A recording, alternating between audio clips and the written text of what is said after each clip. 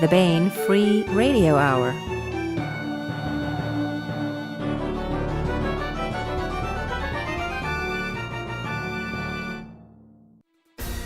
On the podcast, Mercurian life at the Terminator discovered, but discovered to be serious manic depressives, too exhausted and disheartened to bother finishing civilization, even though they make a serious start to every revolution. Plus, we continue the complete audiobook serialization of Larry Correia's Son of the Black Sword. All right now.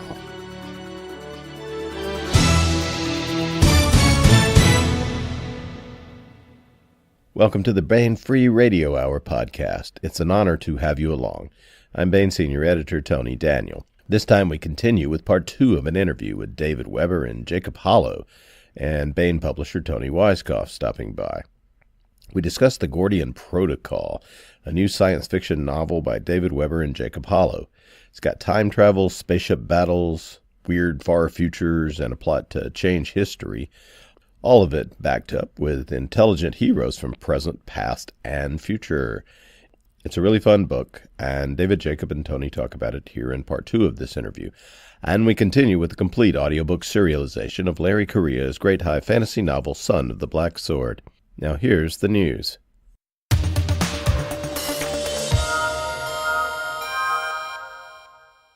Hey, there's new free fiction and nonfiction at the Baen.com website. We've got new content every month there for you, and often the short stories are set in the world of an upcoming book to give you a taste of it.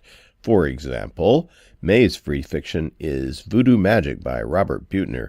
This one is set in the world of Bob's most excellent new historical techno-thriller, alternate history blend, My Enemy's Enemy, which is coming up next month, which is a great book. Last Chance. Aeronautical history expert Cassidy Gooding finds herself on a tiny, all but deserted rocky island at the easternmost tip of the Grand Caymans, searching for the remains of a mysterious downed aircraft of great historical significance. It's the sort of thing she's used to doing. Unfortunately for her, she's also used to billionaire plunderer Parkman Silver scooping her finds. When Silver shows up on Last Chance Key with his golden yacht, it will be a race to preserve a historical artifact few know exists. Also on the main page now at Baen.com is Warships of Sea and Space. Form follows function follows technology. This is part 2 of a big old piece by Jim Beal. This is Jim's follow-up to last month's excellent piece, so read them both if you can. They're really good. Flights of Fantasy. Science fiction writers and artists have long imagined futuristic spacecraft, but real-life craft is limited by technology. In this essay, Jim Beal predicts using current tech what the spacecraft of the near future might look like and how we can one day get to the spacecraft depicted in science fiction. Warships of Sea and Space. Form follows function follows technology, part 2 by Jim Bell. And I've been calling him Jim Beal, haven't I? But he says it Jim Bell. And short story Voodoo Magic by Robert Buettner are both available to read for free at Baen.com, and both will be available long-term in the Baen eBooks collection's Free Nonfiction 2019 and Free Stories 2019, which you can find and suck into your e-reader of choice at Baen eBooks there at the Baen.com site.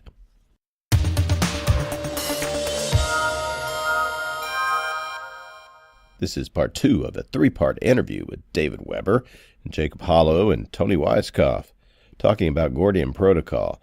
Part 1 is available last week on the podcast, and Part 3 and the finale will be available next week. I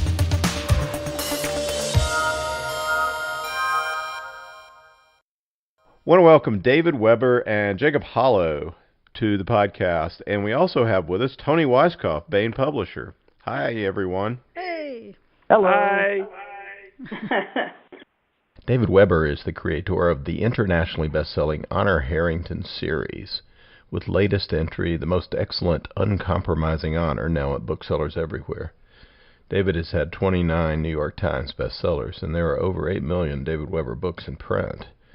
David is also the author of many other Baen books, including the epic fantasy Basel series, with latest entry, Book 1 in the Ken Holden sub-series, Sword of the South.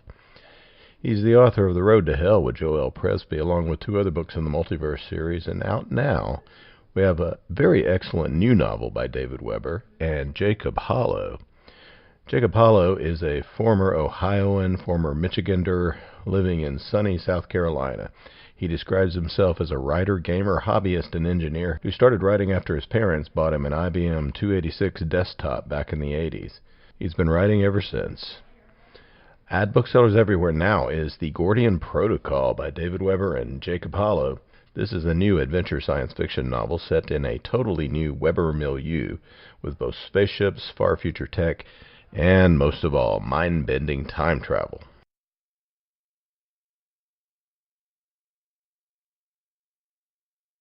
Well, speaking of lovers, let's talk about the people in the other timeline too. Okay. Benjamin. All right.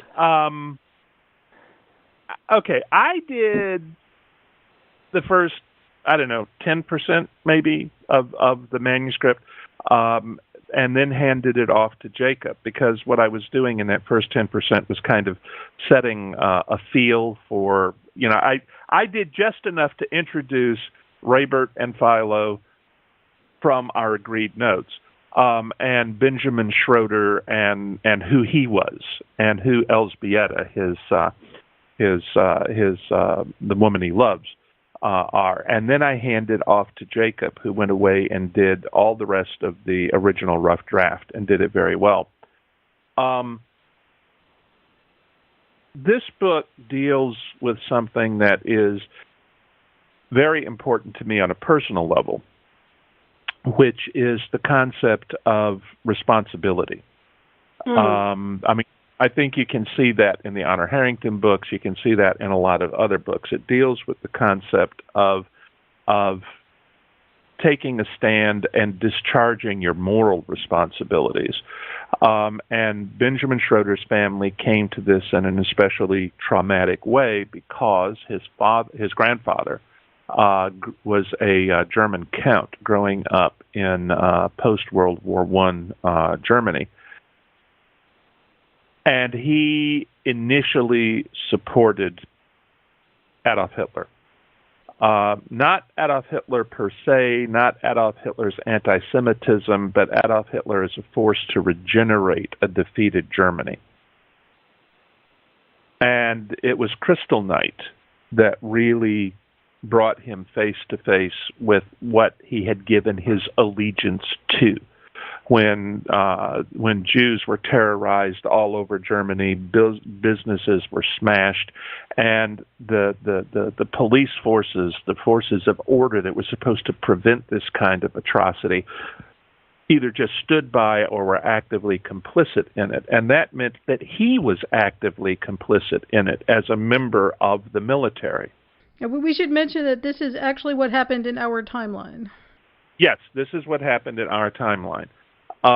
And so he had to deal with the consequences of what he had done. And as the war proceeded, and as as Kristallnacht was writ large in the Holocaust and everything else, he sent his wife and their son to the United States before the U.S. entered the war, in part because he kind of suspected he might wind up in some dangerous waters here.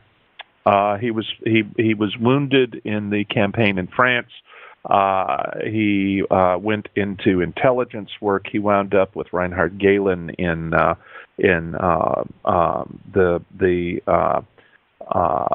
Abwehr intelligence group specializing in the Soviet Union. He was involved in the plot to assassinate Hitler. And after the war, he was part of West German intelligence until his retirement. His wife refused to ever return to Germany, where she'd been born, because of the Holocaust, because of what her country had done. And when he retired, he joined her in the United States. But the iron rule that he taught to his kids and that his son taught to his kids was that you cannot compromise your own moral principles, and that you have a responsibility to meet those, to meet the standards of those principles. And that, as Edmund Burke said, that for evil to triumph, all that is necessary is for good men, as he had done as a young man in Germany, for good men to do nothing. And that is just, it's an absolutely essential component of who Benjamin Schroeder is in our 20th century, and also the Benjamin Schroeder we meet in another 20th century that is radically different. Does that, Jacob, you think, is that a fair summation of Klaus Wilhelm and his impact? Oh, yeah. I mean, that's, just so embedded in the DNA of Benjamin's character and in how he was raised as a responsibility taker. I mean, it's just kind of, sort of this omnipresent force, that it was around him and helped mold him as a person, so that Yeah. And there's one other side of that I didn't touch on that is also critical, which is that as part of your responsibility to take responsibility, it's your responsibility to actually use your brain. It is your responsibility to not to go along with whatever the mood du jour is, to be a critical thinker before you decide where you're going to take your stand. Kind of a little bit of be sure you're right, then go ahead thinking. There is the center and the heart of the book, which is when Raybert meets Benjamin. And Benjamin is a man of two worlds. He is a cool character, and a lot of the book takes place in basically our present, when they have to learn to deal with each other. The basic problem is that Benjamin has gotten this really cool life at the expense of the world ending for everyone else, and he's got to make a choice, and Raybert's there to present him with that choice, right? I think it goes a little farther than that. And tell us a little bit about Elzbieta as well. She's a very important character in the book. Okay, well, let me just say that Benjamin's choice, to me, is what the entire book was about from the very beginning, conceptually. I wanted to take a highly moral human being who believed in doing the right thing, facing his responsibilities, and present him with the most horrific moral choice that he could be called upon to make. And in this instance, the horrific choice that he has to make is essentially between taking personal responsibility for the Holocaust, for the Cold War, for the Korean War, for millions upon millions of deaths that didn't happen in Benjamin II's timeline because of the Gordian knot that has to be untied. Untying the knot will return to what Benjamin II remembers because he shares Benjamin I's memories. And there's actually a reason why he does that we go into in the book. But he has to make this choice as to whether or not he's going to assume responsibility for that, for this sort of, 3, 4, 5,000 years in the future, not really real yet, moment. The woman that he's fallen in love with, Elzbieta, is a retired naval aviator who was medically retired after being horrifically wounded, leading a successful strike to take out nuclear weapons in South America before war down there escalated. And she won't exist in the universe that would be restored because her grandparents are all in Poland and she's Jewish. And so in addition to responsibility for this Holocaust that he remembers intellectually from another universe, he will be responsible for the non-existence of the woman that he loves, who is a remarkable human being in her own right.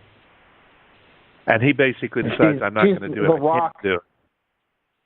Yeah. I mean, she's definitely the rock that he's been supporting him as he's tried to piece his scrambled head back together.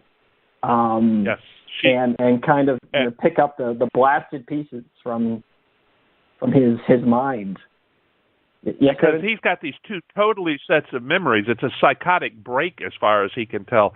And the fact that he could imagine this other universe with the Holocaust and everything in it horrifies him. Because what does that say about him? She's had to deal with PTSD. She's there for him. She's there when the break occurs. She's what gets him through it sane, or as close to sane as he is. And she's also the rock that won't let him shirk his moral responsibility however much he wants to. I don't know that we want to go into exactly how that works out. No. But that is the central problem of the book, and that's what makes it such a wonderful, high stakes sort of story at heart, because it's really about everything that has to do with all of these different people's characters and storylines gets tied up in this incredible moral and existential choice that they got to make, and then they got to fight for it, of course. On both sides. And I would say also that it never hurts to take a really, really, really good fighter pilot and draft her for your crew if you're going to go up in a dogfight with one TTV against a dozen chronoports. Okay? I mean, having somebody who made ace on her way out from the strike on board is definitely a force multiplier for the good guys. Well, we should point out, too, that neither of these guys is your traditional military science fiction action hero. The professor is a professor, and Ray Bear is but he's an academic. They both he's an academic. Very academic. The Doc Savage of academics. Well, yes. But no, he's not a tall guy. He's not at the beginning. No, that's true. Raybert gets bigger. That traumatic event he experienced. He grows as a concept. He grows as a person. Yeah, but the point is that these are men of the mind. Okay. Yes, but Raybert does have the advantage that he's downloaded martial arts as part of his basic art training. I mean, he's part of art even while he's opposing it. And Benjamin does have one advantage over a lot of academics, which is that he really likes guns, especially handguns. And he spends a lot of time, on the range and whatnot. But, in terms of, yes, I am a trained special forces operator who can kill 17 people with a piece of piano wire. No, neither of these guys is remotely in that category. And this is who we're depending on to save the universe. I mean, we couldn't get Bruce Willis. We had to settle for them, Well, Schroeder, we may meet Granddad again since this is a time travel story. Schroeder, tell us a little bit about when we meet him. He's an academic who is just on the edge of getting tenure at a small college that he's got a historical connection to, and I just think it's a real nice intro to his character because he is he's in a mental and sort of spiritual conundrum, and it's not a dire situation where he's about to be killed, but it's something that could end his career. Well, okay. This one is more on me than on Jacob. Basically, Benjamin's great-grandfather, I guess I'd have to go back and count the generations, was he was an operator on the Underground Railroad before the American Civil War.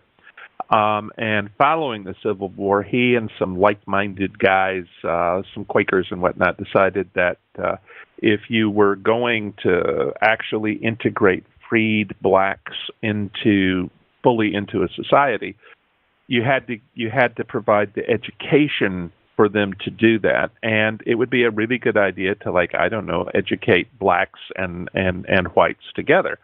And they founded this small college in North Carolina, and it basically managed to survive in North Carolina, despite a few ugly incidents in its early years. And it never really got huge, but it was regarded as almost a historically black college, even though it always emphasized the fact that this is a multiracial student body. That's part of its core purpose for existing. Yeah, we should say this is a fictional college, but it has roots in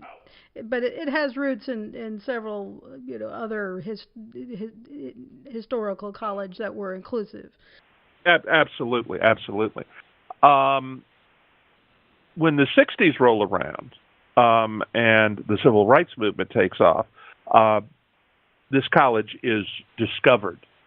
And it's been this successful model that has operated to provide quality education while advancing this vision all this time. And so its student body begins to grow hugely. It goes from being a 4-year, from being a college into becoming an entire university. It expands enormously in a brief period of time. Well, Benjamin's mom is she's an alumnus of the college. And by the time Benjamin comes along, they're sort of succumbing to their success in the sense that they are getting into some of the intolerance that you see on campuses today of opposing viewpoints. And I'm not going to get down in the weeds here and argue about, Antifa versus Nazis or anything else. I'm just going to say that I believe, and this is part of my sense of responsibility, but my belief is that the function of a college is to teach people to think, and that you don't learn to think if you only think inside your own comfort zone. The greatest compliment I was ever paid when I was teaching at Appalachian State University was the student who came to my office and said, "Can I ask you a question? Do you believe in anything?" And I said, "Excuse me?" And she said, "I have been sitting in your class all semester while you've been teaching us, and I can't decide what you think about anything you're telling us about." And I said, "Thank you," because it wasn't my job to tell them what I thought about it. It was my job to help them to understand what they thought about it. Yep. And that's exactly how Benjamin sees education, and he sees this dying at this university that is so much a part of his maternal family's history. I mean, he comes honestly by this responsibility streak from both sides. So he has joined the history department in part because he thinks that it's his job to try and pull them back some in that direction. And the opening section that Toni is talking about here is actually based on a conversation that I had at a convention when I was on a panel. And we were talking about, history and science fiction and so forth. And I pointed out that women did not achieve the franchise in this country at the point of a gun, nor did African Americans free themselves. That women achieved the franchise because they convinced a sufficient number of males that women damn well should have had the vote all along under if you look at what the Declaration of Independence and the Constitution are really supposed to be about, and that African Americans achieved their freedom because 300,000 white guys killed each other to settle the question. And I was not in any way denigrating women, nor was I denigrating blacks. Harriet Tubman, the well, and the black troops who fought as well. So the black troops who fought, Douglas. I mean, I was not in any way trying to minimize them. And this person in the audience said, "I can't believe you would say that from the position of the white privileged male patriarchy." And I was like, "Excuse me." And that conversation went for about 5-10 minutes of panel time. Then I said, look, we can talk about this later if you want to, but it's not really where the panel is supposed to be. We did talk about it later, and actually, the person who had this conversation with me approached me at the Dead Dog and said, I've been thinking about what you said, and we had a pretty good conversation at that point. But Benjamin gets hit with this in his class, and when he responds that, that's not what I said, he gets reported for harassing one of his students who happens to be transgender. And you're just pushing all the buttons, David. Hey, what can I say? Well, this is not. In my view, this is not, right-wing virtue signaling. To me, this is a demonstration of where the intellectual blinkers have gotten to in our academia, which I think is very unfortunate. Anyway, he gets hauled in front of the head of his department, who doesn't like him. Anybody who has his political views must be a knuckle dragger who is wrong on every issue. And besides that, you've already published more research than I have, and I'm 12 years older than you are, so you're a threat to my position. Plus, you're the great-great-grandson of the founder of the college, so I got to, whip you into line here. And he is informed that basically he has to do gender sensitivity training. And the next time that we see him, he's on the pistol range with his younger brother David, and David's husband Steve, while they are shooting up targets. And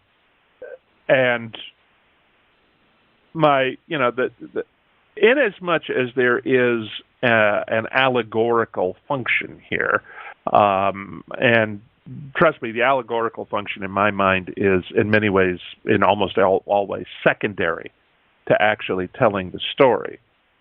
But it's that our own preconceptions blind us to the truth so often. The head of his department isn't really a terrible guy in a lot of ways. And in the alternate universe, he's actually one of Benjamin II's closer friends. But he is making assumptions on evidence, on facts not in evidence, where Benjamin is concerned. If Benjamin disagrees with me on Proposition A, then he must also disagree with me on Propositions B, C, D, E, and F. It's a logical fallacy that we see over and over again on both sides in our current discourse. So it's nice to be able to treat with that in fiction. Yeah, and it's, for me, the good guys are always the ones who are willing to listen to what somebody on the other side has to say, and you don't have to compromise your core principles doing that. But I think you do have to remember that the people on both sides are human beings. That means that they're fallible. It also means that they are probably being sincere with you when they say that they want the best outcome for everybody involved. And the devil is the details of how you get there. And I think that's what we tend to forget.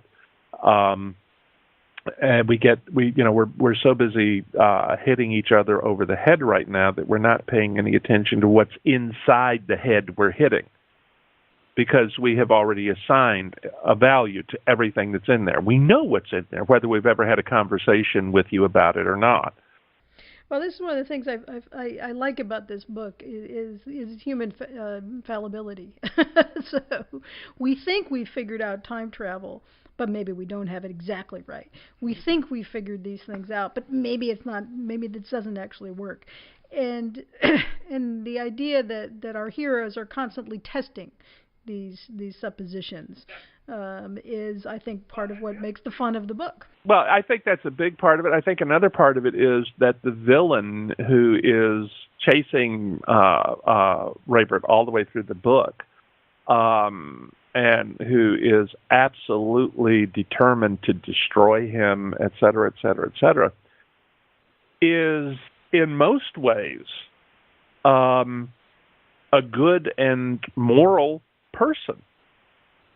Okay, now, Jacob, why don't you, I'm going to let you do this, why don't you explain how I could say that Shigeki is a good and moral person when he has been such a ruthless empire builder? Talk a little bit about that difference between the two 30th centuries and why the way that Shigeki has structured his agency and what he does with it is necessary.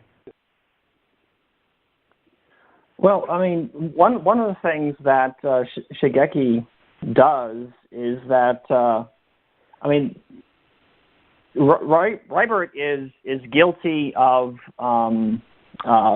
just these monstrous crimes, just for the sake of certain things that he has technology he's using because just by existing, yes, yeah, just by existing. So there's if Shigeki wants him gone and gone permanently, he has Jacob. Yeah. Why are these things that he has? What is it? What's the difference between the 30th century and admin that makes Raybert's very existence a threat to not the? By the way, we have to fix this problem. I'm talking about the DNA of the two societies. Before we get to that, let's just say momentarily. Let's talk a moment about the plot. I don't think it's going to be any much of a spoiler to say, bang! Benjamin Schroeder's life completely changes. He's not a professor looking for tenure now. He's in a completely different universe, but he remembers the old. And this has led to a big problem in the future because there are two different futures now. And the bad guy is from a future that's not the same future as Raybert. Well... Or maybe not. Anyway, it's not just two different futures. It's a knot. I prefer the term antagonist to bad guy. Even though he does treat him rather badly in a permanent sort of sense. Well, no, but I have to say that Shigeki, part of the problem Shigeki has here is that he treated Raybert too gently when he discovered what Raybert was, quote, guilty of, close quote, simply by existing. All right. Essentially, what we have here is that there has been the guys from Raybert's 30th century and the guys from Shigeki's 30th century, both Siskov and Admin, have demonstrated to their own satisfaction that they cannot change the past. So you can't, for example, as Shigeki, who is the head of a security agency for Admin, you can't go back and you can't be Tom Cruise, go back and arrest him before he commits the crime. Because, yeah, you could arrest him, you could bring him up to the future, but it's going to reset as soon as you left. He's going to go ahead and commit the crime anyway. You can't prevent something that predates the edge of existence from happening. Okay? You can go back and you can do intelligence gathering, which is what Shigeki does. You can follow this guy back, find his associates, find them in the present, etc., which is precisely what he does. But you can't change the past. Both sides know this. Well, unfortunately, it turns out they were wrong. I can't imagine how that could possibly happen in a David Weber novel. And the past gets pretty cataclysmically trained, creating the Gordian knot. That is where the title of the book comes from. And Raybert doesn't know how the past has changed. He just knows that despite all the theory that says you can't, that it has changed, and that he has to figure out what's happening because it's created this weakness in the multiverse, and he didn't know it was a multiverse until he found this. He thought it was all just like one universe, and it's not. Right. And it's created a situation in which 16 universes have become entangled. There's, for want of a better term, there's a breach in the wall, and energy is pouring through it into one of the universes, and it is moving towards the edge of existence. It's like a time storm, a cyclone howling up the timeline. When it reaches the edge of existence, basically 16 universes will experience the Big Bang all over again. So it's a death sentence for 16 universes if it isn't untangled. And it's about, what, Jacob, 3,000 years in the future of the edge of existence, I think we postulated that this happens. Is that about right? We actually changed that number, and I forget which number we ended up with, actually. I think I was originally going to be 5,000, and I think we pulled it back to 3,000 because you were looking at how you had calculated the rate of the time storm's progression, and it, there was this misplaced decimal point or something, and it was actually 3,000. Anyway, the point is that Raybert sees this as a catastrophe which has to be prevented at all costs. So when he returns to the 30th century, he returns to the 30th century in a universe that isn't his. And he promptly does what a good academic nerd would do. He goes to the authorities to report the problem, and the authorities say, wait, you want to fix it so that our universe never existed so that 15 others will be fine. And this is not going to happen for another 3,000 years? Okay, I'm sorry. I don't think I'm really interested in phasing all of my friends, neighbors, children, and loved ones out of existence. I can't imagine how Raybert, could have possibly anticipated that anyone might react in that parochial, self-centered fashion. And Shigeki is the guy that he reports it to.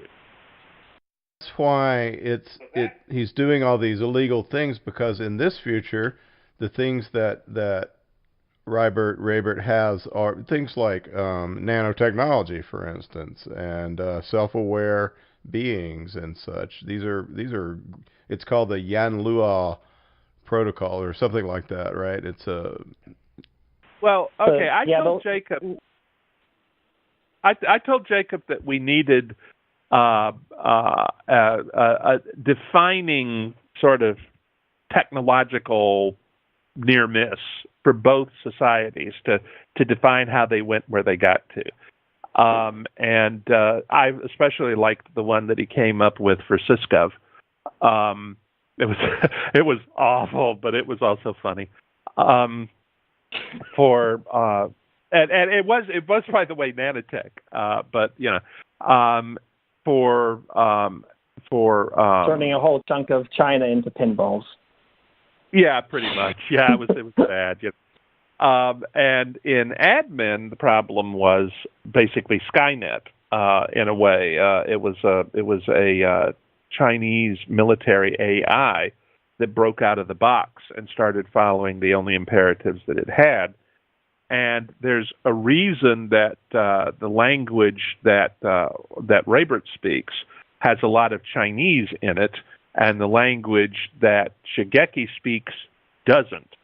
And the reason is that in order to save the rest of the human race, the rest of the world basically had to saturation bomb China to take out the AI that had gotten loose. And so both of these societies have these traumatic technological experiences in their past, and they react to them differently. Okay, and it colors who they are. Admin really and truly, in a lot of ways, is the brutalized child who grows up with a defensive mindset. Okay, And Weisskopf, where terrible as the near miss was, it did a whole lot less damage.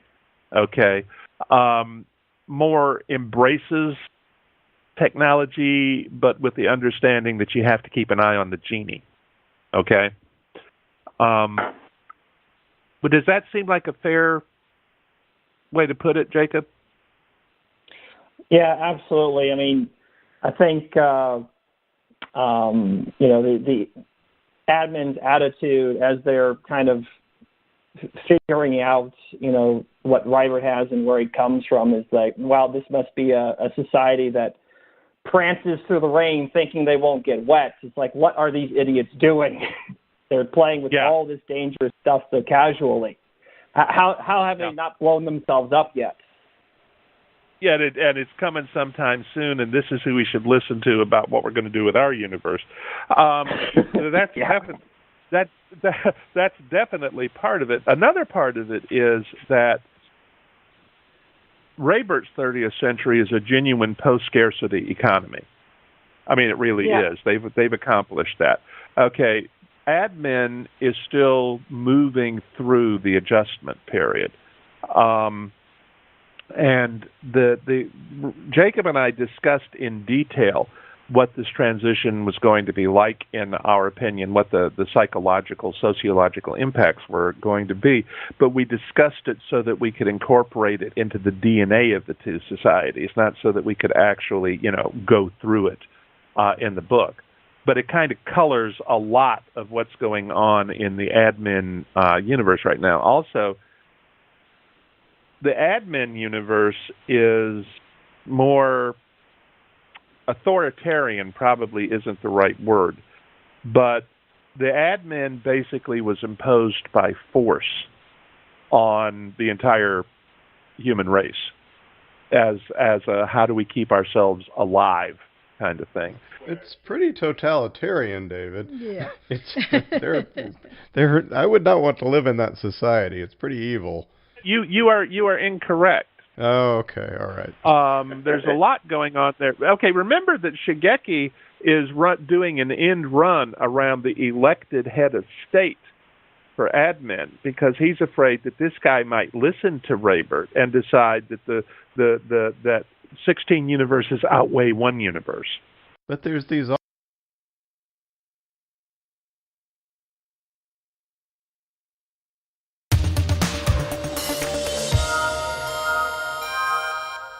That was part 2 of a 3-part podcast featuring David Weber and Jacob Holo and Toni Weisskopf talking about Gordian Protocol.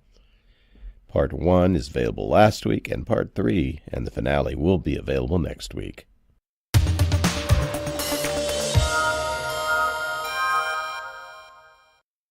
Now we continue with the complete audiobook serialization of Son of the Black Sword by Larry Correia, Book 1 in the Saga of the Forgotten Warrior. After the War of the Gods, the demons were cast out and fell to the world. Mankind was nearly eradicated by the seemingly unstoppable beasts, until the gods sent the great hero Ram Rowan to save them. He united the tribes, gave them magic, and drove the demons into the sea. But as centuries passed, the descendants of the great hero grew in number and power. They became tyrannical and cruel, and their religion nothing but an excuse for greed. The people rose up, and the surviving royalty and their priests were made casteless, condemned to live as untouchables. The age of law had begun. Ashok Vidal has been chosen by a powerful ancient weapon to be its bearer. He is a protector, a member of an ancient military order of roving law enforcers. No one is more merciless in rooting out those who secretly practice the old ways as Ashok.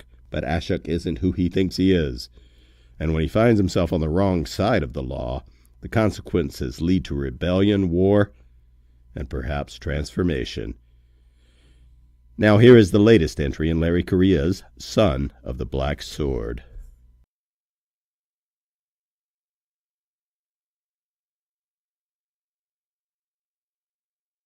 Chapter 26. Ashok has escaped, then. So how many warriors did he kill along the way? None, Inquisitor. Ormond took the pipe from his mouth. None? He'd been expecting reports of great slaughter. In fact, he required slaughter, not discretion. If he'd wanted discretion, he certainly wouldn't have picked black-hearted Ashok to be his villain. Really? Not one? I suppose he kicked a dog, but that was about it. They had him surrounded, cut off on both sides of Sutpo Bridge, but rather than fight his way through, he leapt into the water. Sikasso reported. He swam? It appears that way. The wizard answered. He didn't sound nearly as incredulous as Armand, but since the magical assassins of the Lost House routinely engaged in all matter of blasphemous behavior, swimming probably wasn't that remarkable to them. Our fallen protector is full of surprises. The only time I like surprises are parties thrown in my honor or wrapped gifts. Does this strike you as a gift, Sikasso? It does not, Grand Inquisitor. They had the top of the tower to themselves. His men had secured the floors around his guest quarters and swept them for spies, magic, and secret passages. Everyone not part of the Inquisition had been sent away, granting Armand some measure of privacy. However, at the base of the tower, the number of Vidal warriors posted as guards had recently doubled, suggesting his hosts had found the body of the murdered arbiter. His hosts most certainly knew about the rampage through the prison, but they'd not mentioned it to him yet. They were playing it carefully. When they could no longer hide the news, there would be lots of bowing and apologizing, and the Inquisition would be showered with obligations and concessions to make up for it. Armand was looking forward to that part. As soon as he was officially notified of the escape, he had a very special favor to ask of House Vidal. We've not found his body or his sword, but my men are searching the river bottom now. An easy enough task when you can transform into a fish, I suppose? Sikasso tilted his head to the side. You speak as if you've never used the black steel yourself, but I can smell it on you, Grand Inquisitor. You're a far greater wizard than you let on. Armand waved one hand dismissively. I am nothing. He'd not been the most successful witch hunter in the history of the Order as a result of cunning alone, but he liked keeping his true capabilities secret. It was good to keep his opponents guessing. Of course. Not even Sikasso was bold enough to push that topic. My apologies for prying. This is most curious. Armand returned the pipe to the stand. Vidal tobacco was truly the finest there was, far better than the bug-infested garbage that he'd grown up with, and he would have enjoyed finishing it, but he had work to do, letters to write, and hosts to manipulate. He didn't bother to put his ceremonial mask back on. Sikasso had seen his true face many times already. So, when you say he's escaped, you mean Ashok is truly missing, as opposed to one of your men being so eager to lay his greedy hands on an ancestor blade that he saw his opportunity and murdered Ashok during the fight? That is the risk you take when you hire us. But no. Sikasso was still wearing his stolen protector armor. It was so spattered with dried blood and caked with mud that the silver no longer gleamed. The wizard was civilized enough to remain standing and not soil the fine silk pillows with his filth. You have my word. My men are scouring the countryside and watching every possible path.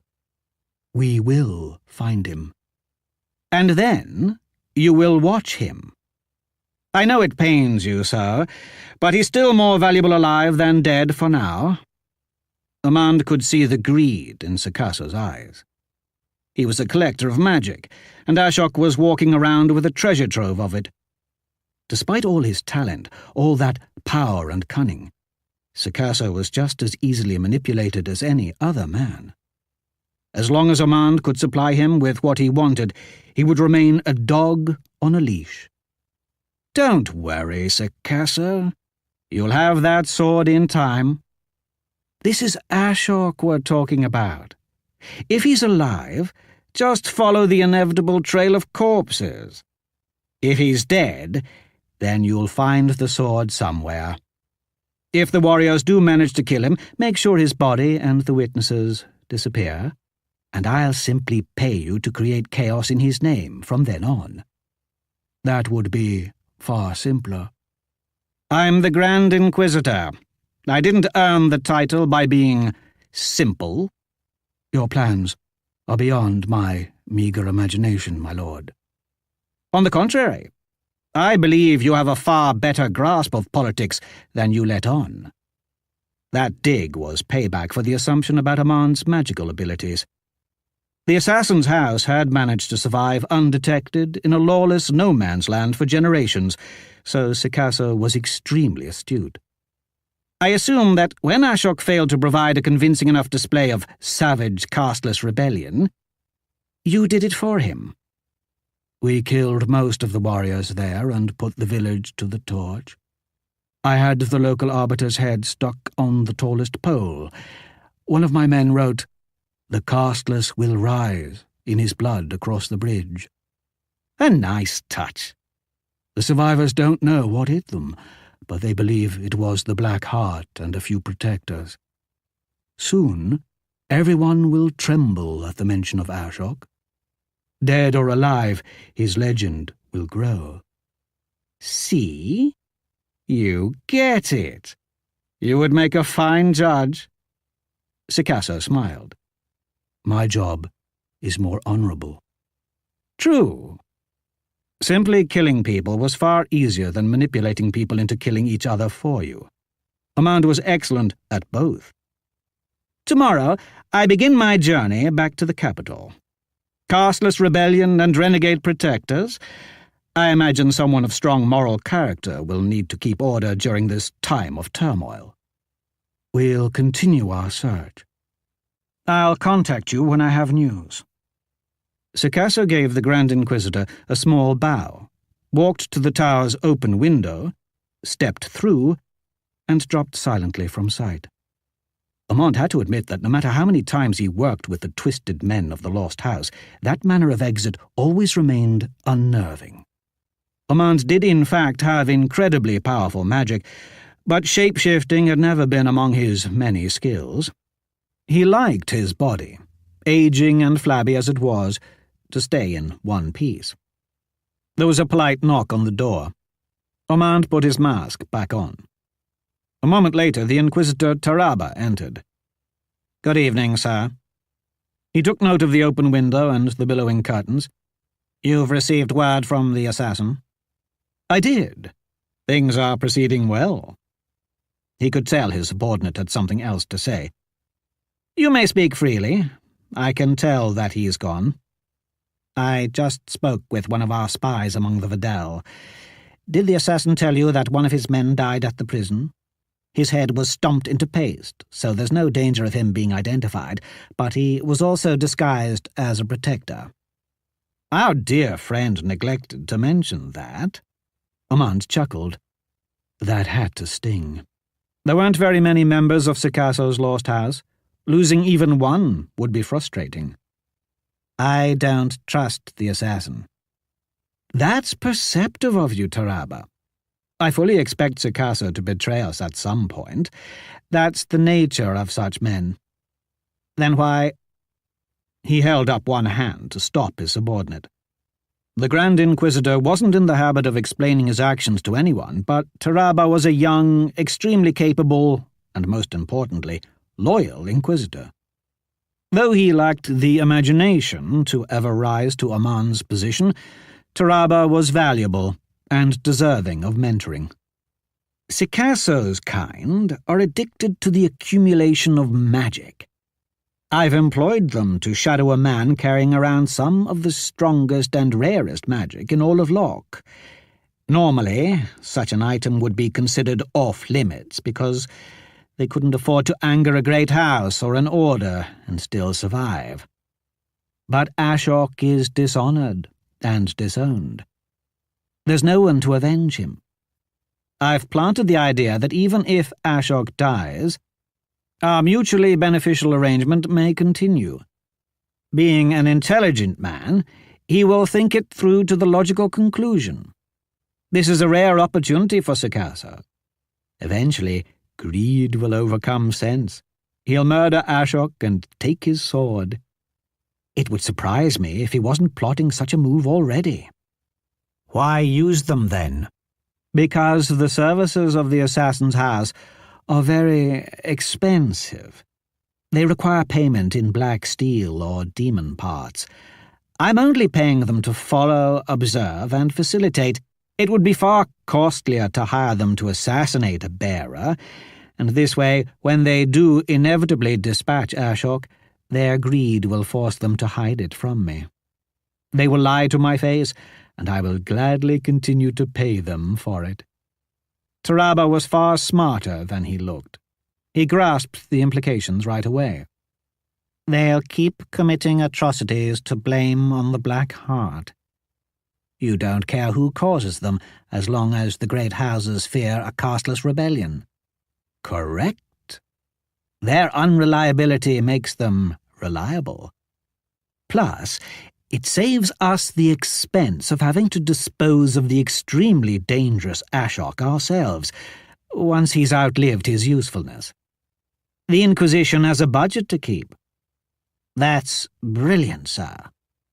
I do my best, Oman said with false humility. Tomorrow was the beginning of another long journey, and he needed his rest. Take this letter with you.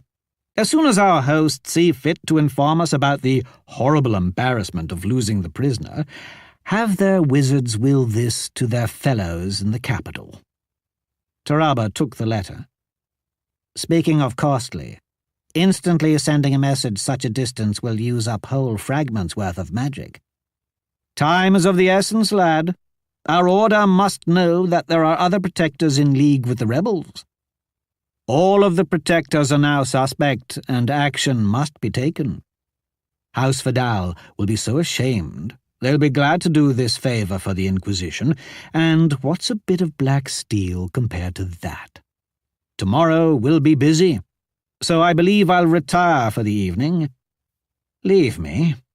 His subordinate immediately turned away, but, on second thought, there were so many exciting things happening that Amand found himself in a festive mood. Taraba, wait. Have our host send up a pleasure slave for my amusement. Yes, sir. And make sure the girl is someone that won't be missed. The young Inquisitor swallowed hard. It was one thing to torture people as part of your obligation, but another to do it for amusement on your own time. The Grand Inquisitor knew he had a reputation for having peculiar appetites. Of course, sir.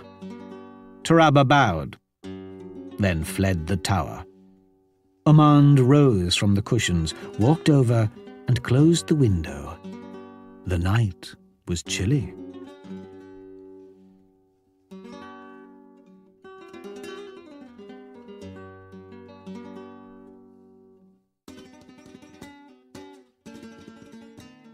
That was another entry in the complete audiobook serialization of Son of the Black Sword by Larry Correia. And that's it for the podcast. Thanks to Audible.com. Thanks to Baen publisher Toni Weisskopf for stopping by, and the podcast theme composer Ruth Judkowitz. And a giant espresso and asteroid mocha with foamy comet froth and some Cherenkov radiation sprinkles, plus a dollop of thanks, praise, and plaudits to David Weber and Jacob Holo, authors of the Gordian Protocol. Please join us next time here at the hammering heart of science fiction and fantasy, and keep reaching for the stars.